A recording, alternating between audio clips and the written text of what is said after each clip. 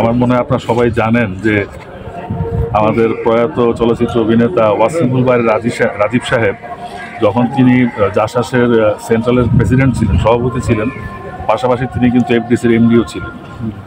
কিন্তু তার সময় কিন্তু মিজু আহমেদ ভাই বা রুবেল ভাই, যারা একেবারে সিল লাগানো আওয়ামী লীগার, তারা কিন্তু শিল্পী সমিতির প্রেসিডেন্ট সেক্রেটারি নির্বাচিত হয়েছেন।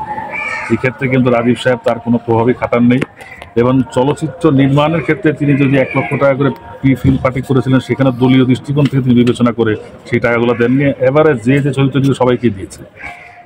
এইটার প্রচলনটা ঘটে আপনার যে দলীয় যে শিল্পী সমিতির দলীয় প্রভাব বা অন্যান্য সমিতি, এটার প্রচলনটা ঘটে হলো 2016 সাল বা তারপর থেকে, আমি যতটুকু জানি। মানে আমার মনে হচ্ছে আরেকটু আগে থেকে শুরু করছিল হয়তো কেউ কেউ, কিন্তু এটা টোটালি ইমপ্লিমেন্ট করা শুরু করে 2016 বা 17 দিকে।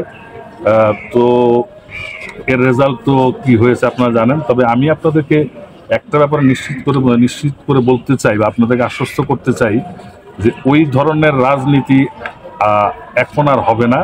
আর যদি আগামী নির্বাচনে বাংলাদেশের জনগণ আমার দলকে নির্বাচিত করে সরকার পরিচালনার দায়িত্ব দেয়, সেই ব্যাপারে আপনারা 100-তে 100 ভাগ নিশ্চিত থাকতে পারেন যে আমার দল বা আমরা একদম নিরপেক্ষভাবেই এই প্রতিষ্ঠানগুলোতে নির্বাচন অনুষ্ঠানে সরকারি প্রভাব মুক্ত রেখে নির্বাচনের ব্যবস্থা করব। এই অ্যাসুরেন্স আমাদের দলের উচ্চ পর্যায় থেকেই নেওয়া আছে, যাতে, এবং আপনারা নিশ্চয়ই জানেন এতদিন অনেক জায়গায় অনেক কিছু বিশৃঙ্খল ঘটনা ঘটেছে, যেটা চলচ্চিত্রে ঘটেনি।